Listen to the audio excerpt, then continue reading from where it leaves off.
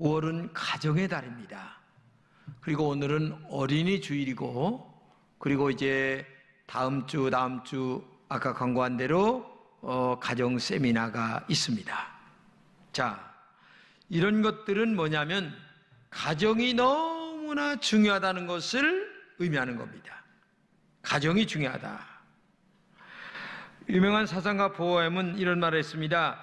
아이들이 태어나고 있다고 하는 것은 그래도 하나님께서 이 세상을 포기하지 않았다는 증거다. 이런 말을 했습니다. 왜? 아이들이 미래의 희망이기 때문에 그래요. 이스라엘 백성들이 애굽에서 나와서 40년 동안 광야 생활을 하는데 그 40년 동안 얼마나 많은 고생을 했는 줄 알죠? 근데도 그들이 포기하지 않고 희망을 가졌던 것은 어린아이들이 그 광야에서도 출생됐기 때문에 그 어린아이들을 낳는 재미가, 키우는 재미가 그렇게 컸다는 얘기입니다. 제가 아침에 양궁장을 가는데 저하고 나이가 같은 분을 만나요. 근데 그분이 쌍둥이 손자가 둘입니다. 근데 저한테 하는 말이, 목사님, 난 요새 손자 보는 재미에 삽니다. 아이고, 쌍둥이 이 둘이 크는데 얼마나 예쁜지 몰라요. 너무너무 예뻐가지고 제가 갔다가요, 너무 감사해가지고 눈에서 눈물이 날 지경이었어요. 얼마나 손자가 이쁘면 그렇게 말하나 하는 것을 생각해 보죠.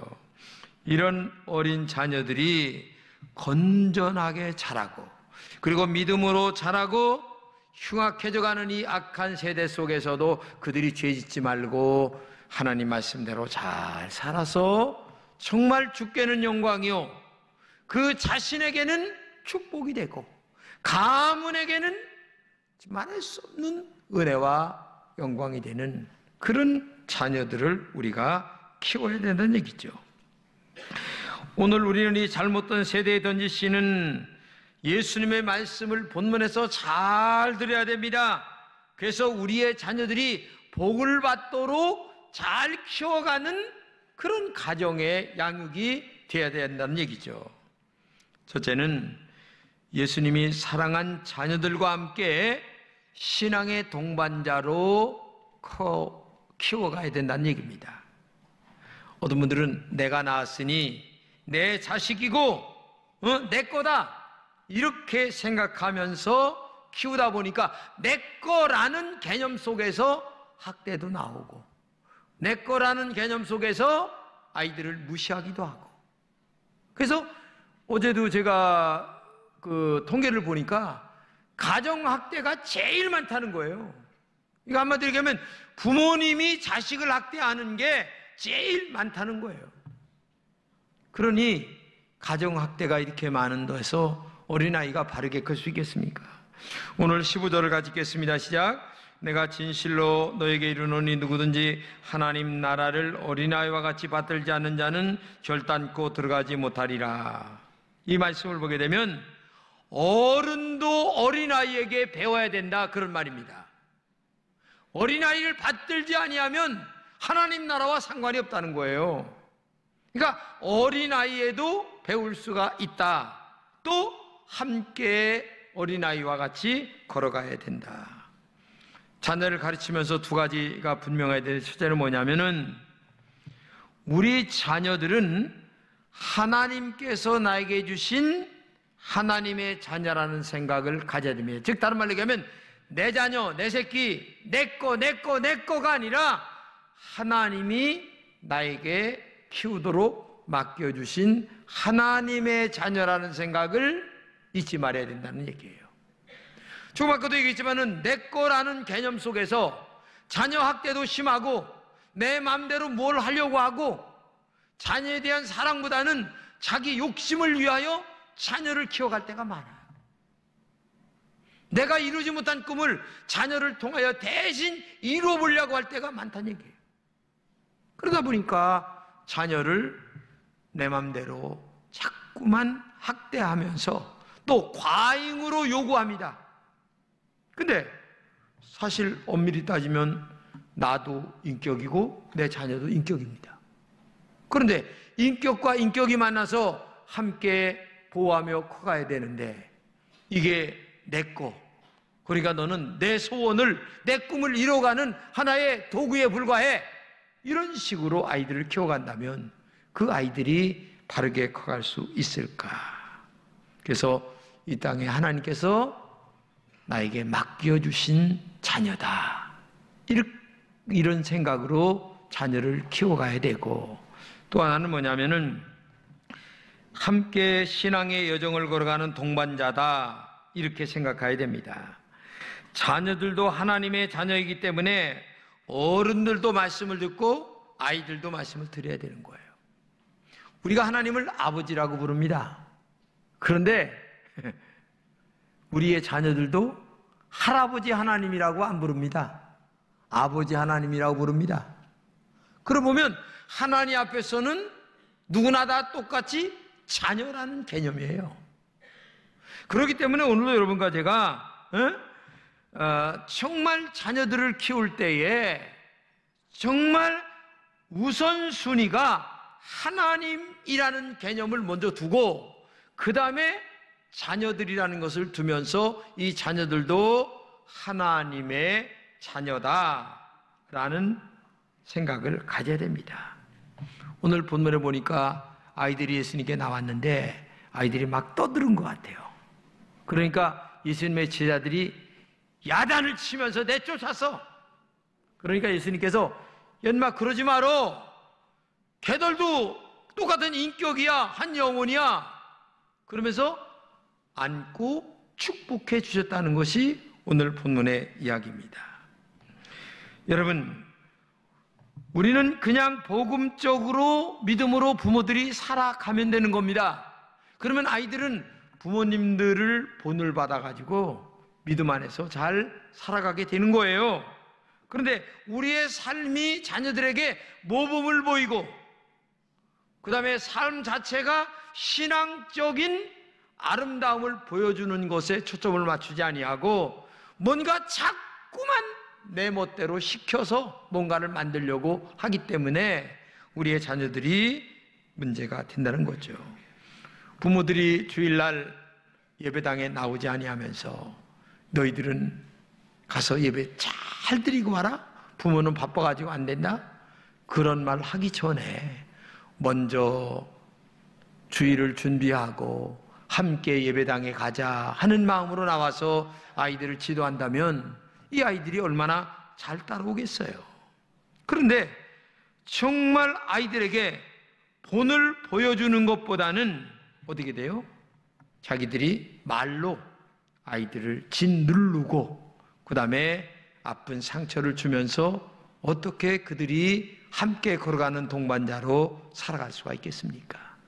여러분, 아이들도 똑같은 한 영혼이라는 것을 기억하면서 나와 같은 한 영혼, 그러므로 함께 걸어가는 동반자 입장에서 걸어가는 영적 지혜가 있기를 축복합니다. 두 번째는 어린아이를 괴롭히는 것을 보시면서 분노하시고 용납하셨다고 얘기합니다. 제자들이 이제 예수님에게 아이들이 나오자 꾸짖었어요. 그러자 예수님은 반대적으로 어린아이들이 내게 오는 것을 금하지 말라 이렇게 얘기했어요. 근데 왜 아이들이 나오는 것을 제자들이 꾸짖었을까? 두 가지로 생각이 됩니다. 저는 첫째는 뭐냐면은 아이들이 아마 떠들었을 것 같아요. 우리가 분위기를 산만하게 만들었을 것 같은 생각이 들어요. 그리고 또 하나는 아마 경제적인 가치에서 너희들은 별 도움이 안 된다. 그렇기 때문에 떠나가라. 이렇게 하지 않았나 하는 생각이 들어요. 그런데 놀랍게도 예수님은 경제적이 되었든 분위기 방해가 되었든 놔두라 이거야. 왜? 걔들도 똑같은 영혼이니까. 너희들도 하나님 말씀을 드려야 되는 것처럼 아이들도 말씀을 드려야 되는 거니까. 그래서 우리 교회는 저녁에 아이들과 함께 예배를 드리려고 애를 쓰는 거죠. 또 들어오면 좀 어떻습니까? 그렇죠? 그 아이들과 함께 예배 분위기에 젖어들 때에 그 아이들이 그 예배를 배우고 그 다음에 평생토록 교회 생활할 수 있도록 만들어가는 것들이 얼마나 중요한가를 우리가 알아야 돼요. 그래서 오늘도 여러분과 제가 이 아이들도 구원이 필요한 영혼의 생명들이라는 것을 알아야 됩니다. 어린아이들은 똑같은 영혼이지만 한 가지 다른 게 있어요. 연약합니다. 그리고 깨어지기 쉽고 상처받기 쉬워요. 그러기 때문에 오히려 더 그 아이들에게 따뜻한 사랑이 필요한 거예요. 내쫓는 게 아니라 오히려 사랑이 필요하다는 얘기예요. 그래서 예수님은 용납했다. 근데 이 용납이라고 하는 말이 중요해요. 용납이라고 하는 말을 우리말로 번역하면 잘못인 줄 알지만 싹을 자르지 않는다, 그런 말이에요. 그 아이들이 하는 일이 잘못될 수 있죠. 그런데 그 아이들이 교회 나와서 꾸짖어가지고, 어른이 꾸짖어서 상처를 받아서 평생 예배당에 안 나오는 아이들이 많아요. 어른들은 당연하게 아이들에게 얘기한 거예요. 근데 그 아이들은 상처받았어요. 그래서 교회당에 안 나오는 아이들이 얼마나 많이 있는지 우리가 알아야 됩니다. 봄에 피지 않는 꽃이라고 꺾지 말아야 됩니다. 왜? 내년 봄에 또 필 거예요. 근데 우리는 그런 희망을 포기하고 어린아이들에게 상처 주는 말을 하면 안 되잖아요. 거기다가 부부가 아이들 보는 앞에서 할 말 못할 말, 쌍말을 하면서 싸움을 하기 시작하면 어떻게 아이들이 뭘 배우겠냐, 그 말이에요. 여러분 생각해 보세요. 아마 여기 계신 분들 중에 그런 분들이 꽤 있을 거예요. 그러면서도 미안하고 죄송한 마음도 몰라요. 그 아이들에게 정말 정식으로 사과해야 됩니다. 부모로서 너희들 앞에서 이렇게 한 행동과 언어에 대한 사과를 할 때에 그 아이들의 상처가 회복이 되지 않겠습니까? 교회 통계에서도 아이들을 빼는 경우가 있습니다. 예산 집행에서도 교회 학교 어린이에 대해서 소홀히 하는 경우도 있어요. 주님이 그렇게 귀하게 여기는 어린이가 현대식 시설에서 아름답게 공부하는 것도 참 중요합니다. 그래서 제가 요번에요, 저 유아부 유치부에요, 저기 뭡니까, 그 공기청정기 사달라고 그래가지고서 지금 4대를 샀어요. 왜? 애들이 뛰노는데 공기청정기가 필요하다는 거야. 그래가지고 거기 지금 설치하느냐고 내가 4대를 샀는데, 이런 것들이 정말 필요한 거죠. 응? 교회 학교가 부흥이 돼야 진짜 교회가 부흥되는 건 아니겠습니까? 어느 교회는 교회 학교가 없는 교회가 많아요. 이거 지금 망조드는 거예요.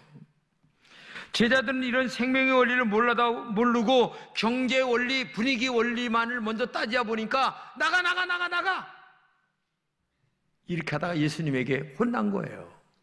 그러니까 오늘도 여러분과 제가 정말 이 한 영혼의 중요성, 그리고 그 영혼들에게 교육의 중요성을 정말 망각한다면 잘못된 거고, 더 나아가 교회 학교를 위해서 수고하는 어린 교사, 우리 선생님들 얼마나 수고가 많습니까? 그 여러분들, 그런 선생님들을 위해서 격려 한번 하신 적 있습니까? 한번 식사라도 한번 대접해 본 적 있어요? 야, 우리의 자녀들을 갖다가 이렇게 잘 키워주는데 내가 그들에게 감사하고 격려하고 커피 한 잔이라도 사주면서 감사합니다 라는 말이라도 한번 해야 되는데, 이런 말 제대로 안 하면서 우리가 살아가고 있잖아요. 얼마나 중요한 교육인데도 불구하고 그저 세상에서 공부 열심히 하는 것만 좋아하는데 인성 잘못되면 다 끝나는 거예요. 여러분, 아무리 공부 열심히 잘해도 인성 잘못돼 보세요. 그게 공부가 무슨 의미가 있겠어요? 바탕이 잘 된 곳에 그 다음에 교육도 필요하고 모든 것들이 필요한 거죠. 여러분, 요즘 젊은 아이들이 마약하는, 이게요 너무 많이 번져 있어요. 지금 알게 모르게. 여러분이 그런데 우리 아이들이 빠지게 되면 어떻게 되겠어요? 그러나 교회 생활을 바르게 하고 하나님 바르게 섬기고 믿음으로 바르게 살다 보면 빠지라고 애를 써도 안 빠져요. 왜? 하나님 앞에 살아가는데 어떻게 아이들이 죄악에 빠질 수가 있겠습니까?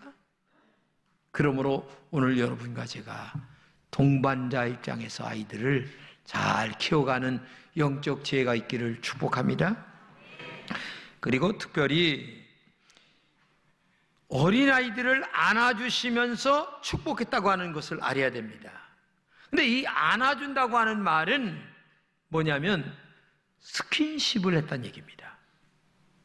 사람은요, 이 살과 살이 맞닿을 때에 삶의 행복감을 느끼는 겁니다. 요즘 강아지나 아니면은 또 여러 동물들을 가정에서 키우는데 그 키우는 가장 깊은 마음 속에는 스킨십에 대한 그 열망 때문에 그런다는 거예요. 그러니까 인간이라는 것은 그냥 말로만 들어서 되는 게 아니라 따뜻한 사랑의 마음이 있어야 되는 거예요.